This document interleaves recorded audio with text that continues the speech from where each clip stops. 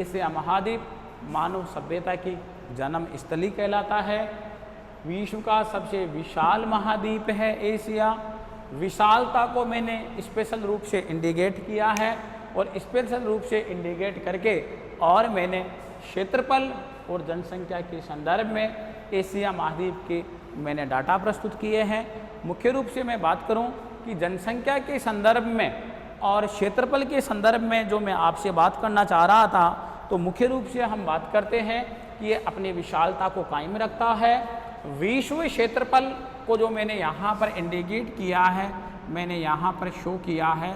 यदि मैं विश्व क्षेत्रफल की बात करूँ तो 14,50,80,000 वर्ग किलोमीटर है। उसी के पैरेलल यदि मैं एशिया महाद्वीप के क्षेत्रफल को लेकर के आता हूँ तो एशिया महाद्वीप का क्षेत्रफल है 4,45,79,000 वर्ग किलोमीटर।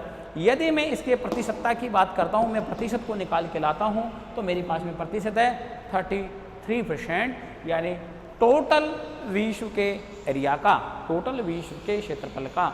मुख्य रूप से मैंने उसी स्थल खंड की बात की थी। इसी विश्व कौन सा? स्थल मंडल वाला, लिथोस्फीयर। तो मैं लिथोस्फीयर के बारे में आपको क्या बताया था कि क्रस्ट का संपूर्ण भाग और मेंटल का ऊपरी भाग, इनको मिला के हमारा स्थल मंडल बना है। मुख्य रूप से मैंने एशिया महाद्वीप की जो स्थिति के बारे में बात की है, तो किसी भी महाद्वीप की, किसी भी देश की, किसी भी प्रदेश की, किसी भी जिले की जब हम लोकेशन के बारे में जानकारी प्राप्त करते हैं और उसका एक्सटेंट यानी उसके विस्तार के बारे में हम जानकारी प्राप्त करते हैं, तो हम सबसे पहले वहाँ का अक्षांशीय विस्तार और वहाँ का देशांतरीय विस्तार के बारे में हम जानकारी प्राप्त करते हैं। मुख्य रूप से मैंने आपको यह कहा कि जो एशिया महाद्वीप है वह एशिया महाद्वीप भूमध्य रेखा से उत्तरी ध्रुव तक, उत्तरी ध्रुव यानी आर्कटिक महासागर तक स्थित है, यानी वहाँ तक फैला हुआ है। मुख्य रूप से बात करें इसका आंशिक भाग, एशिया महाद्वीप का आंशिक भाग यानी अक्षांश से आधार पर 10 डिग्री दक्षिणी अक्षांश से इसका अक्षांशीय विस्तार प्रारंभ होता है, यानी 10 डिग्री इसका दक्षिणी गोलार्ध में जाता है और वहाँ से बात करें 80 डिग्री उत्तरी गोलार्ध तक हम चलते हैं तो वहाँ तक इसकी अक्षांशीय स्थिति आता है। अभी मैंने हाल ही में बताया कि अक्षांशीय स्थिति किसी प्रदेश, किसी देश विशेष, किसी महाद्वीप विशेष के संदर्भ में वहाँ की जलवायु का निर्धारण करती है। मुख्य रूप से हम बात करें कि देशांतरीय आधार पर इस महाद्वीप की स्थिति को हम आगे बढ़ाते हैं तो हम बात करते हैं कि 25 डिग्री पूर्वी देशांतर से 170 डिग्री पश्चिमी देशांतर के मध्य एशिया महाद्वीप अपनी देशांतरीय स्थिति को रखता है। देशांतर किसी स्थान विशेष के समय का निर्धारण करते हैं। मुख्य रूप से हम बात करें कि एशिया महाद्वीप जो है, जो एशिया महाद्वीप है, इस एशिया महाद्वीप के बारे में मैं जानकारी प्राप्त करूं तो इसमें 48 देश हैं। ये 48 देशों को रखता है एशिया महाद्वीप। मुख्य रूप से यदि मैं बिंदुओं को आगे बढ़ाऊं तो कुछ मेरे पास में टर्मोलॉजी आती है, कुछ शब्दावली आती है। उन शब्दावलियों के संदर्भ में हम आगे इस टॉपिक को बढ़ाते हैं। एक तो मेरे पास में शब्दावली आई कि मानव सभ्यता की जन्म स्थली है एशिया महाद्वीप। उस संदर्भ में आपको मैं बताना चाह रहा हूँ कि कैसे जन्म स्थली है। मैं एशिया महाद्वीप के खाड़ी देश की आपसे बात करूँ, वह देश है इराक। उस देश की मैं बात करता हूँ, इराक की आपसे। मैं इराक की बात करूँ तो मैं 2 नदियों की बात करता हूँ, एक दजला नदी की बात करता हूँ और दूसरे में फरात नदी की बात करता हूँ, यानी टिग्रिस और यूफ्रेटस। मैं 2 नदियों की बात करूँ, यानी इसी संदर्भ में यदि मैं 2 नदियाँ, यही दजला और फरात, टिग्रिस और यूफ्रेटस में नदी की बात करूँ, यहाँ पर संसार की एक सभ्यता विकसित हुई। उस सभ्यता का नाम है मेसोपोटामिया। मेसोपोटामिया की सभ्यता, यह मेसोपोटामिया की सभ्यता कहलाई। अर्थात सिविलाइजेशन यानी सिविलाइजेशन ऑफ मेसोपोटामिया। यदि मैं मेसोपोटामिया के मैं सभ्यता की बात करता हूँ तो सभ्यताएं मानव का पालना रही हैं, यानी ये शब्दावली हमने पहले यूज कर ली है। मानव सभ्यता की जन्मस्थली यानी मानव का पालना सभ्यताएं, क्योंकि मानव की जो प्राथमिक आवश्यकता होती है, मानव की प्राथमिक आवश्यकता रोटी कपड़ा मकान होती है, और इन प्राइमरी नीड्स में जो मानव को अपने पानी संबंधी आवश्यकता की पूर्ति करने के लिए आदिम मानव ने अपना जो निवास स्थान बनाया, वह निवास स्थान किसी जलीय स्रोत के पास में बनाया, चाहे वो नदी हो सकती थी, चाहे वो झील हो सकता था, चाहे वो तालाब हो सकती थी, लेकिन जलीय स्रोत के पास में बनाए। इन जलीय स्रोतों में मानव ने प्रमुखता से जिस स्रोत का चयन किया वह स्रोत था नदी। नदी यानी नदी घाटियाँ, उन नदी घाटियों पर मानव ने अपना हैबिटेट जोन का निर्माण किया, मानव ने अपने आवासित क्षेत्र का निर्माण किया। जब मानव ने नदियों के किनारे जब अपने आवासित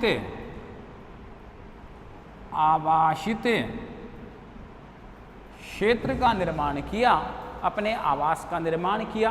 क्यों किया? क्योंकि यह जल मानव की कौन सी नीड थी? प्राइमरी, यानी मानव की कौन सी आवश्यकता थी? यह मानव की प्राथमिक आवश्यकताओं में शामिल थी। मानव की जब प्राथमिक आवश्यकताओं में शामिल थी तो मानव ने सबसे पहले ऐसे स्थान का चयन किया। ऐसे स्थान का चयन किया तो यहाँ पर मानव की बस्ती बस गई, यानी वह आवासित क्षेत्र हो गया। मानव के जीवन में धीरे धीरे स्टेबिलिटी आ गई, स्थिरता आ गई, तो मानव ने पशुओं का साथ लिया। मानव ने पशुओं का साथ लिया और पशुओं को साथ लेकर के चला। पशुओं को साथ लेकर के चला तो मानव को किसकी आवश्यकता हुई? चारा की आवश्यकता हुई। जब मानव को चारे की आवश्यकता हुई तो मानव ने विभिन्न प्रकार के जो उसके निकटतम स्थान पर जहाँ पर उसका हैबिटेट जोन था, आवासित क्षेत्र था, वहाँ से जिस घास के बीज प्राप्त हो गए, जिस घास के बीज चारे के लिए जिस घास के बीज मानव को प्राप्त हो गए, जिस घास के बीज मानव को प्राप्त हो गए, तो मानव ने अनुकूल दशा देख करके उस घास के बीज को वहाँ पर बखेरा और उसे विभिन्न प्रकार की घासें उत्पन्न कर ली। घास उत्पन्न करने के बाद में पशुओं की जो प्राथमिक आवश्यकता थी चारा, वो प्राप्त होने लग गया। धीरे धीरे वहाँ पर यानी बस्तियों का तादाद बढ़ने लगा, आवासित क्षेत्र बढ़ने लगा, और आवासित क्षेत्र बढ़ने के कारण से पृथ्वी में गठित होने वाली एंडोजेनेटिक और एक्सोजेनेटिक फोर्सेज जो हैं, यानी अंतर्जात बलों के कारण से वह किसी कारणवश वह बस्तियां वीरान हो गई। वहाँ पर जब वो बस्तियां वीरान हुई तो विभिन्न प्रकार के उत्खनन वेताओं ने वहाँ पर खनन कार्य करके, उत्खनन कार्य करके और वहाँ पर मानव से संबंधित अवशेषों को प्राप्त किया। अर्थात उसी में से एक शामिल है इराक की 2 नदियों के किनारे विकसित सभ्यता, 2 नदियों के मध्य विकसित सभ्यता, मेसोपोटामिया की सभ्यता, सिविलाइजेशन ऑफ मेसोपोटामिया की सभ्यता। क्योंकि नदियों के किनारे जो मानव की प्राथमिक आवश्यकता पानी संबंधी आवश्यकता थी, वह पानी संबंधी आवश्यकता यहीं से यानी पूरी हो रही थी। तो मानव ने उस क्षेत्र को हैबिटेट जोन के रूप में विकसित किया। मुख्य रूप से मैं ये कह सकता हूँ कि जो पहली शब्दावली हमारे पास में आई है कि एशिया महाद्वीप मानव सभ्यता की जन्म स्थली कहलाता है। तो इस व्याख्या से यह स्पष्ट होता है कि संसार में मानव सभ्यता की जन्मस्थली एशिया महाद्वीप कहलाता है, यानी इससे ये सिद्ध होता है। अगली जब मैं आपको टर्मोलॉजी के आगे बढ़ा रहा हूँ, अगली जो शब्दावली हमारे पास में सामने आई वह आता है एशिया महाद्वीप, वनस्पति की सभ्यता कहलाता है। यानी जो एशिया महाद्वीप है, एशिया महाद्वीप, एशिया महाद्वीप कौन सी सभ्यता कहलाता है? वनस्पति की सभ्यता कहलाता है, वनस्पति की सभ्यता कहलाता है। देखिए आप, एशिया महाद्वीप मानव सभ्यता की जन्मस्थली कहलाता है, एशिया महाद्वीप वनस्पति की सभ्यता की जन्मस्थली कहलाता है, कि सभ्यता की जन्मस्थली कहलाता है। कैसे कहलाता है? यानी वनस्पति की सभ्यता की जन्मस्थली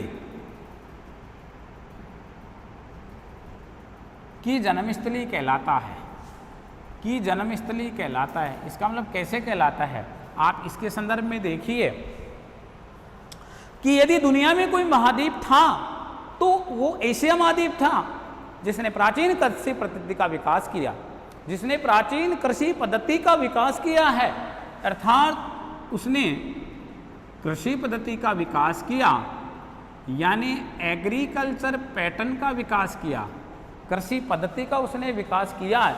जब उसने कृषि पद्धति का विकास किया है, जब कृषि पद्धति का उसने विकास किया है, मुख्य रूप से हम बात करें कि उसने कृषि पद्धति का विकास किस आधार पर किया है, किस प्रकार से किया है, कि यहाँ पर सर्वप्रथम, यहाँ पर का मतलब एशिया में सर्वप्रथम कृषि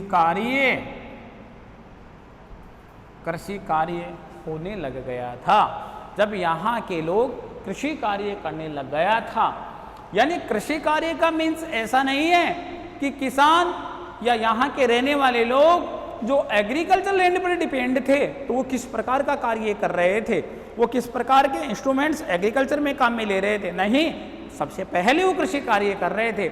तो मैं कह सकता हूँ कि वनस्पति की सभ्यता की जन्मस्थली, वनस्पति की सभ्यता की जो जन्मस्थली कहलाती है, यानी वनस्पति सभ्यता की मैं आपसे जो जन्मस्थली की मैं बात कर रहा हूँ वह एशिया महाद्वीप के पास में ही है, वह एशिया महाद्वीप ही रखता है। क्योंकि सबसे पहले जिस कृषि पद्धति का विकास होता है तो वो विकास कहाँ पर होता है? एशिया महाद्वीप में ही होता है। वह एकमात्र एशिया महाद्वीप ही है जो सबसे पहले कृषि पद्धति पर कार्य करता है। अर्थात इसी कारण से मैंने ये कहा कि वनस्पति की सभ्यता की जन्मस्थली कहलाने वाला यदि दुनिया का कोई महाद्वीप है तो दुनिया का महाद्वीप कौन सा महाद्वीप है? एशिया महाद्वीप है। इससे पहले मैंने एक शब्दावली काम में ली थी कि एशिया महाद्वीप ऐसा महाद्वीप है जो कौन सी शब्दावली को काम में रखता है? मानव सभ्यता की जन्मस्थली को काम में रखता है। तो दो प्रकार की सभ्यता हो गई, एक मानव की सभ्यता की जन्मस्थली, एक वनस्पति की सभ्यता की जन्मस्थली को रखने वाला जो महाद्वीप है वह एशिया महाद्वीप ही है। देखिए, मैं एक शब्दावली को काम में लेता हूँ यहाँ पर, यानी जो शब्दावली हमारे पास में काम में आ रही है उसकी बात करें। यह शब्दावली है हमारे पास में प्रोफेसर कोर्निस की शब्दावली है। प्रोफेसर कोर्निस के अनुसार मैं बात कर रहा हूँ, प्रोफेसर कोर्निस के अनुसार कह रहा हूँ कि यूरोप महाद्वीप के निवासी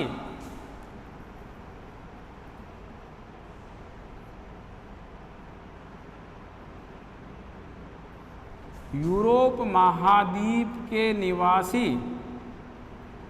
जब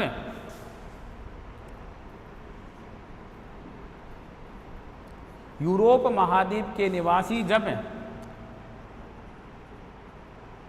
असभ्य अवस्था में थे तब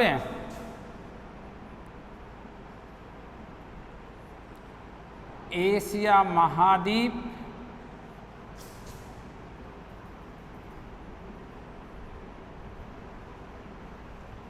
विकास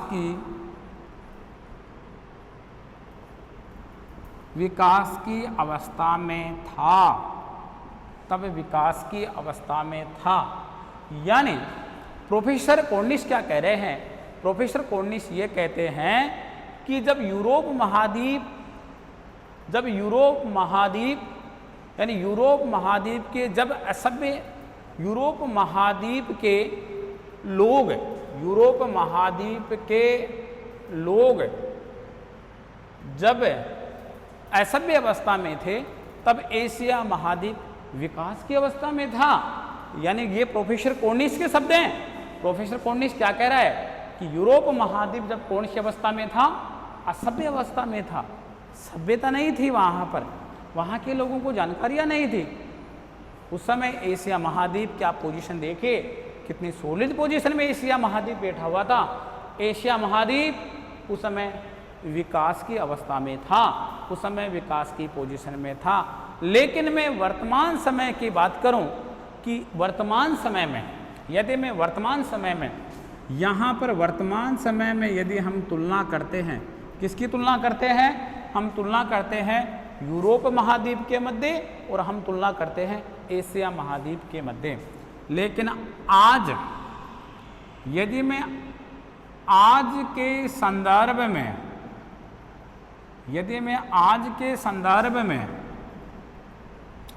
यदि मैं एशिया महाद्वीप की वर्तमान स्थिति का जिक्र करूं, आज के संदर्भ में एशिया महाद्वीप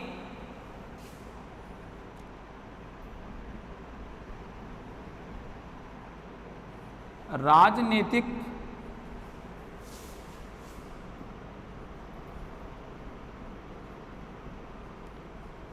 समस्याओं से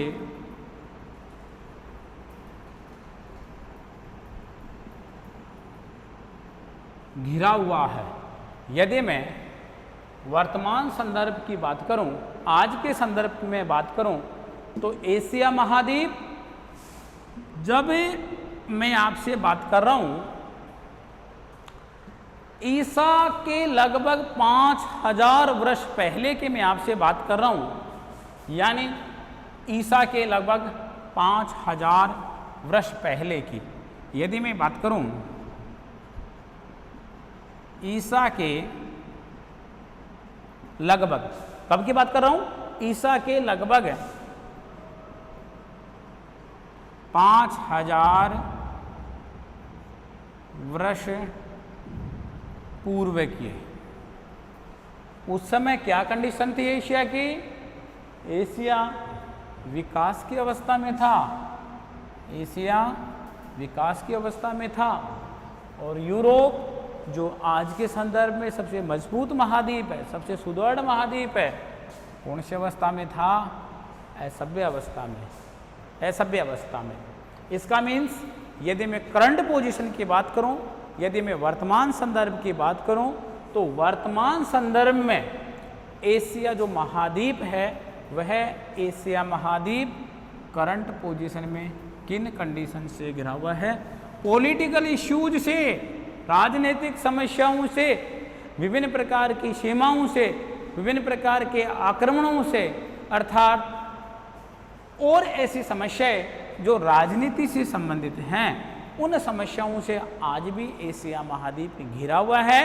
इसी कारण से, इसी बिंदु से ये सिद्ध होता है कि इसी कारण से, यानी यूरोप महाद्वीप से एशिया महाद्वीप पिछड़ता गया, और यूरोप महाद्वीप में इस प्रकार के पॉलिटिकल इश्यूज नहीं होने के कारण से यूरोप महाद्वीप एशिया महाद्वीप से आगे बढ़ता गया, आगे बढ़ता गया। इसका मीन्स आज करंट पोजीशन की मैं बात करूं तो यानी एशिया महाद्वीप राजनीतिक समस्याओं से घिरा हुआ है। इस प्रकार की जो कंडीशन बन रही थी वो ईसा के लगभग 5000 वर्ष पूर्व पहले की ये कंडीशंस, ये स्थितियां थी। यदि मैं एशिया महाद्वीप के संदर्भ में मैं बात करूं तो एशिया शब्द की जो उत्पत्ति हुई है, यदि मैं एशिया महाद्वीप के संदर्भ में आपसे बात करूं तो एशिया महाद्वीप की जो उत्पत्ति हुई है वह उत्पत्ति किस भाषा के शब्द से हुई है, और उस शब्द के साथ उसका सामान्य जो अर्थ होता है वो क्या होता है। यानी जो एशिया शब्द है, इस एशिया शब्द की मैं उत्पत्ति की आपसे बात कर रहा हूँ। यदि मैं एशिया शब्द की उत्पत्ति की बात करूँ तो यह कौन सी भाषा के शब्द से हुआ है, यानी यह हिब्रू भाषा के शब्द से हुआ है। यानी एशिया शब्द की उत्पत्ति कौन से भाषा के शब्द से हुआ है, हिब्रू भाषा के शब्द से हुआ है। हिब्रू भाषा के शब्द से इसका सामान्य अर्थ है, जो शब्दावली आई है सामान्य अर्थ है, यह सामान्य अर्थ इससे क्या निकला। यदि मैं सामान्य अर्थ की बात करूं तो इससे सामान्य अर्थ निकला क्या, आशु, अर्थात ASU, आशु निकला। इसका मतलब इस आशु जो शब्द आया, इस आशु की मैं टर्मोलॉजी की आपसे बात करूं, तो इसका मीन्स होता है उदित सूर्य, इसको कहते हैं उदित सूर्य। एशिया शब्द की जो उत्पत्ति होती है और जो सामान्य जो इसके लिए शब्द आता है, जो सामान्य शब्द आता है, इस सामान्य ये जो शब्द है, इस शब्द के यदि मैं अर्थ के संदर्भ में बात करूं तो इसका सामान्य हिब्रू भाषा का शब्द आया आशु। आशु का जो सामान्य अर्थ हुआ वह है उदित सूर्य। मैं मुख्य रूप से बात करूं कि उदित सूर्य के बारे में जो हमारे को जानकारी जो प्राप्त होती है, अर्थात ये जानकारी सर्वप्रथम हमारे को जहाँ से प्राप्त हुई वह कौन थे, यूं से हमारे को यह जानकारी प्राप्त होती है। यूनानियों ने संभवतः यानी सर्वप्रथम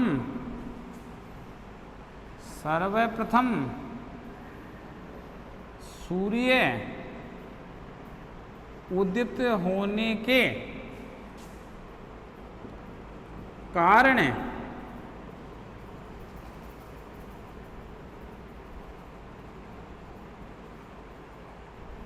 इस महाद्वीप का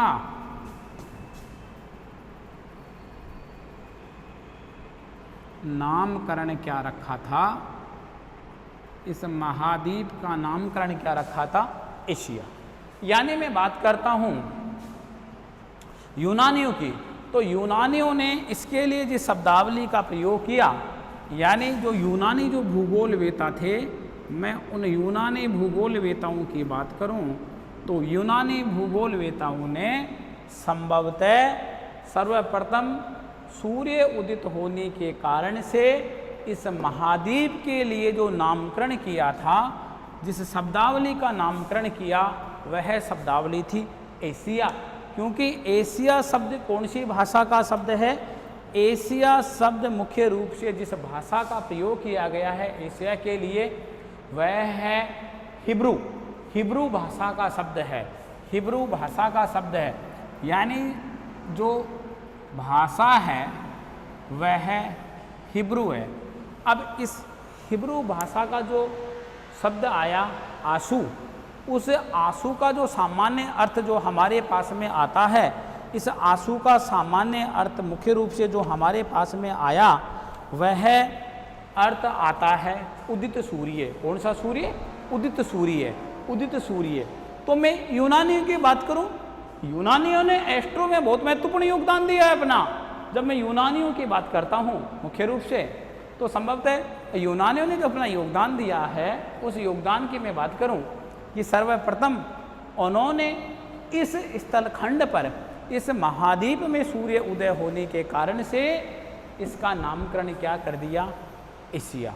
इसी टॉपिक को जब हमने आगे बढ़ाया कि एशिया महाद्वीप को मानव सभ्यता की जन्मस्थली कहते हैं, एशिया महाद्वीप को वनस्पति सभ्यता की जन्मस्थली कहते हैं, अर्थात एक विद्वान प्रोफेसर कॉर्निस ये कहते हैं कि जब यूरोप महाद्वीप कौन सी अवस्था में था, जब यूरोप महाद्वीप असभ्य अवस्था में था तो एशिया महाद्वीप कौन सी अवस्था में था, अपने विकास की अवस्था में था।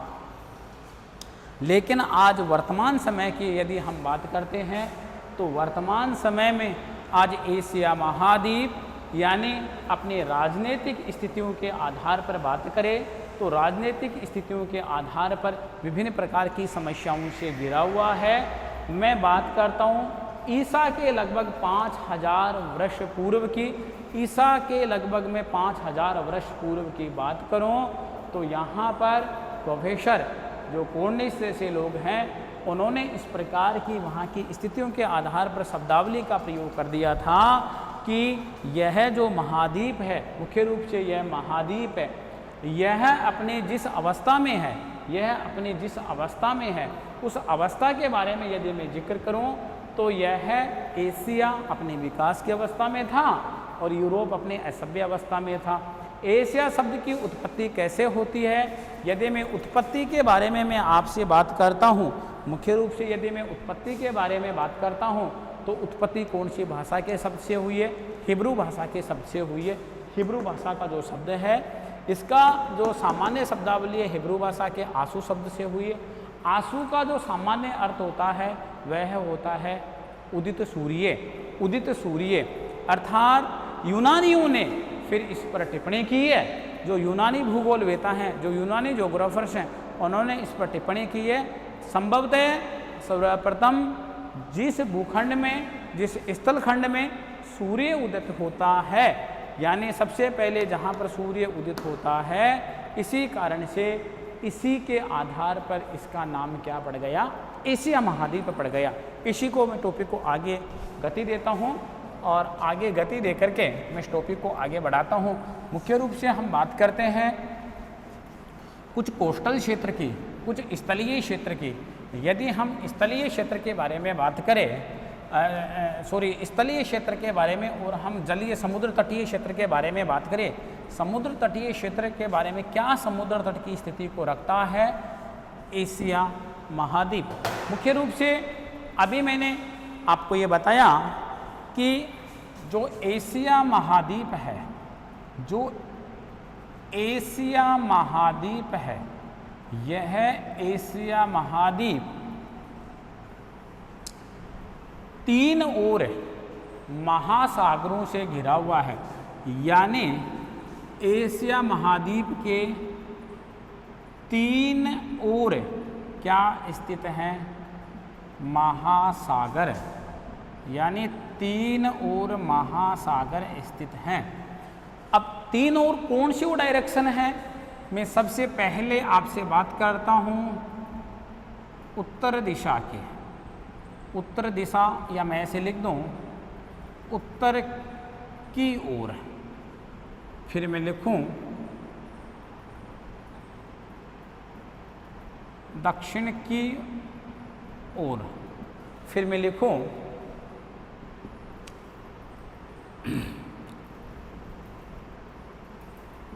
पूरब की ओर, और बात करें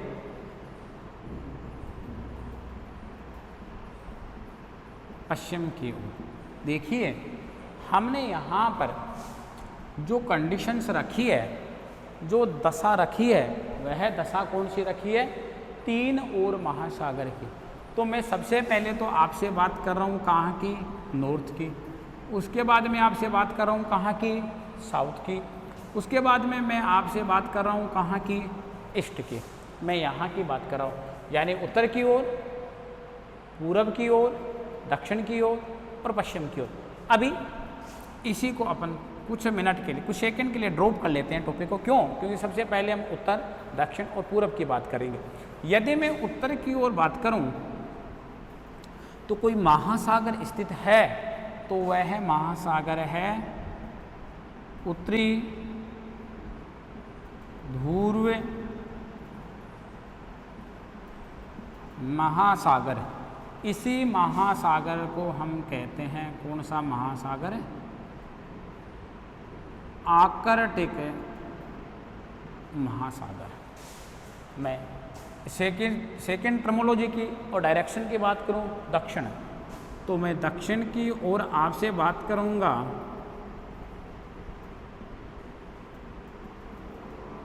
हिंद महासागर की। यदि मैं पूर्व की ओर बात करूंगा तो मैं पैसिफिक सी की बात करूंगा, प्रशांत महासागर की बात करूंगा। अब हमारे पास में एक कंडीशन बच गई वेस्ट वाली, पश्चिम वाली।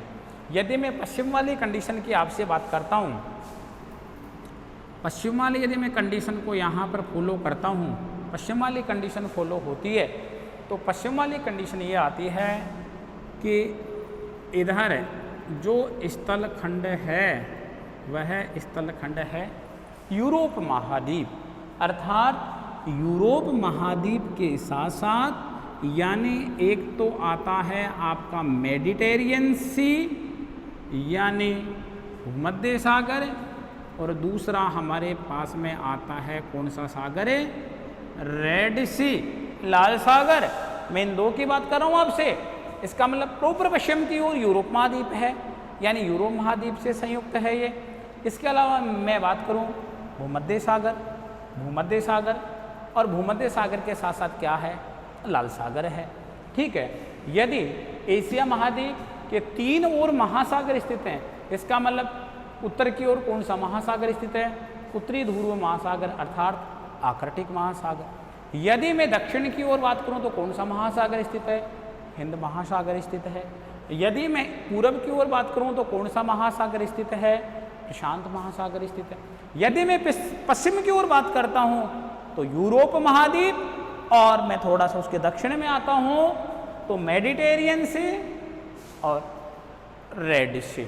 मैं इन दोनों की बात करता हूं, और मैं मुख्य रूप से बात करता हूं कि एशिया महाद्वीप, एशिया महाद्वीप और यूरोप महाद्वीप के बारे में बात करूं तो कोई विशेष प्राकृतिक सीमा नहीं है दोनों के मध्य, यानी दोनों के मध्य कोई विशेष, यदि मैं विशेष बात करूं, कोई विशेष प्राकृतिक सीमा नहीं है, नहीं है। फिर भी दोनों महाद्वीप, फिर भी दोनों महाद्वीप अपना अलग अस्तित्व रखते हैं। फिर भी दोनों महाद्वीप अपना क्या रखते हैं? अलग से अस्तित्व रखते हैं। ये जो दोनों महाद्वीप हैं, कौन से महाद्वीप? एक तो अपने पास में आता है यूरोप महाद्वीप, और दूसरा अपने पास में महाद्वीप आता है कौन सा महाद्वीप? यानी कौन सा महाद्वीप आता है? दूसरा आता है यूरोप महाद्वीप। तो इनके पास में कोई स्पेशल कोई प्राकृतिक सीमा नहीं है, लेकिन फिर भी ये दोनों महाद्वीप अपना अलग अलग क्या रखते हैं? अस्तित्व रखते हैं। यदि मैं बात कर रहा था कि तीन ओर पानी है, तो सबसे पहले मैं बात कर रहा हूँ उत्तरी ध्रुव महासागर जो उत्तर की ओर स्थित है। फिर मैं बात कर रहा हूँ दक्षिण ध्रुव महासागर जो दक्षिण ध्रुव महासागर है, उत्तरी ध्रुव महासागर। इसके बाद में मैं बात कर रहा हूँ आपसे दक्षिण की ओर हिंद महासागर। फिर मैं पूर्व की ओर बात कर रहा हूँ प्रशांत महासागर। मैं पश्चिम की ओर बात कर रहा हूँ यूरोप की। अर्थात जो भूमध्य सागर और लाल सागर है, यह भी यानी एशिया महाद्वीप के कुछ यानी दक्षिण पश्चिम की ओर अपने स्थिति को कायम रखता है। मुख्य रूप से बात करें, यानी जो भूमध्य रेखा की स्थिति है, यानी जो भूमध्य रेखा की स्थिति है, वह भूमध्य रेखा की स्थिति किस प्रकार से है, क्या अपनी एशिया महाद्वीप में यानी अपनी स्थिति को रखती है। तो मैं बात करूं कि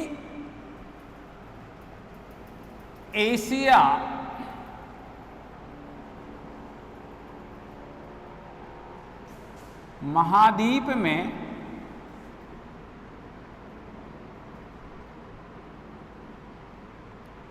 भूमध्य रेखा की स्थिति, एशिया महाद्वीप में भूमध्य रेखा की स्थिति। तो मैं मुख्य रूप से बात करूं दक्षिण और दक्षिण पूर्व के कुछ द्वीप जिनकी मैं बात करूं आपसे, मैं सबसे पहले उन द्वीपों की बात करता हूं जो भूमध्य रेखा यानी एशिया महाद्वीप में जो भूमध्य रेखा की स्थिति है। मैं सबसे पहले यानी ऑर्डर ऑफ क्रम यानी पूर्व से, यदि मैं आपसे बात करूं पश्चिम से पूर्व की ओर, मैं ऑर्डर ऑफ क्रम की ओर चल रहा हूं। मैं पश्चिम से स्टार्ट कर रहा हूं और मैं पूर्व की ओर जा रहा हूं जो इनका ऑर्डर ऑफ क्रम है। मैं सबसे पहले आपसे बात कर रहा हूं सुमात्रा की, उसके बाद में मैं आपसे बात कर रहा हूं बोर्निया की, उसके बाद मैं बात कर रहा हूं सेल्वीज की, अर्थात मैं इन द्वीपों की बात कर रहा हूं। इन द्वीपों के मध्य से यानी भूमध्य रेखा गुजरती है। यानी जो भूमध्य रेखीय स्थिति है यानी इन द्वीपों के मध्य से यानी भूमध्य यानी इसी सेल बीज का नाम शूला बीज भी है, इसी को हम शूला बीज के नाम से भी जान सकते हैं। इसका मतलब यहाँ से भूमध्य रेखीय स्थिति अपनी रखती है। मुख्य रूप से यदि हम बात करते हैं कि एशिया महाद्वीप यूरोप महाद्वीप से कैसे अलग हो रहा है, यानी जो एशिया महाद्वीप है, जो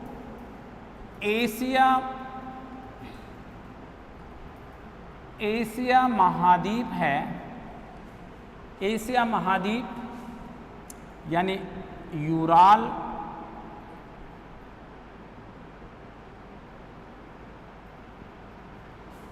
पर्वतमाला,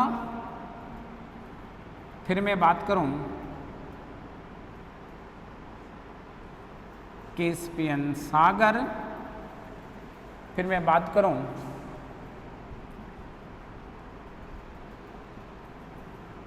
काकेशस पर्वत,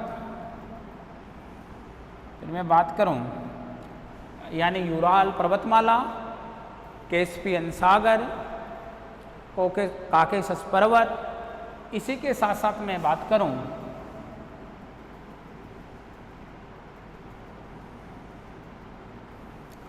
काला सागर, यानी एशिया महाद्वीप यूरोप महाद्वीप से जो अलग हो रहा है। फिर उसके आगे है डारडेनेलस,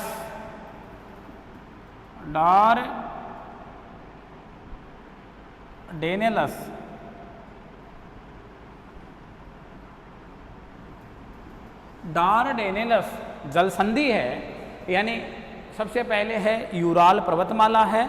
यूराल पर्वतमाला के साथ साथ मैं बात करूं, यूराल पर्वतमाला के मैं साथ साथ बात करूं कैस्पियन सागर है, काकेशस पर्वत है, काला सागर है, डारडेनेलस जलसंधि है।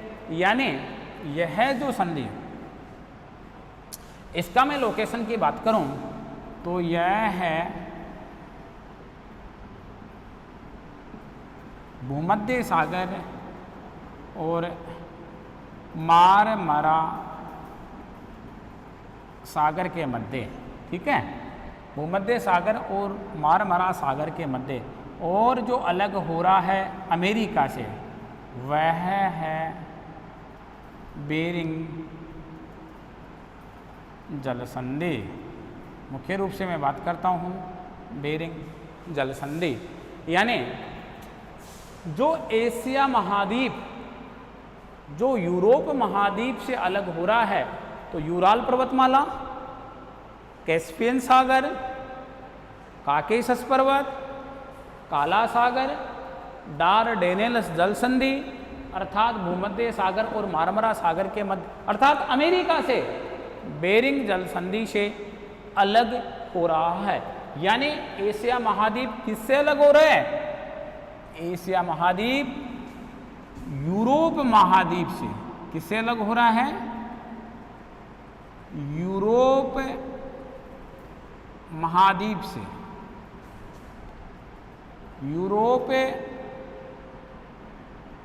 महाद्वीप से अलग या पृथक हो रहा है।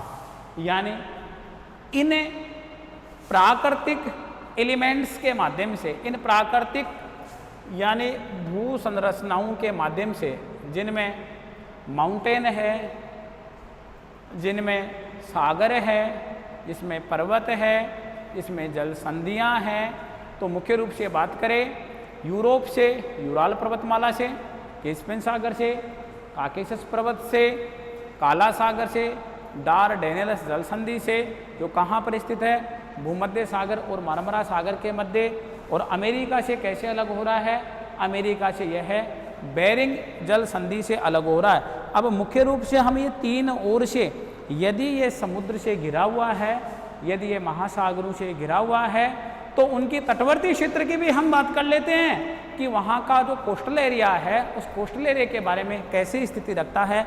वहाँ पर जो विभिन्न प्रकार की जो खाड़ियाँ हैं, यानी हम उन खाड़ियों की भी बात कर लेते हैं। यदि हम तटवर्ती क्षेत्र की बात करते हैं, तटवर्ती क्षेत्र की स्थिति अर्थात खाड़ियों के, गल्फ के बारे में हम बात कर रहे हैं, खाड़ियों की मैं बात करूं, देखिए सबसे पहले अपने पास में आती है अदन की खाड़ी, फिर आती है ओमान की खाड़ी, फिर मैं बात करूं कच्छ की खाड़ी, अदन ओमान की खाड़ियाँ मुख्य रूप से बात करूं खाड़ी देश, कच्छ की खाड़ी भारत, यानी भारत का पश्चिमी भाग गुजरात के पास।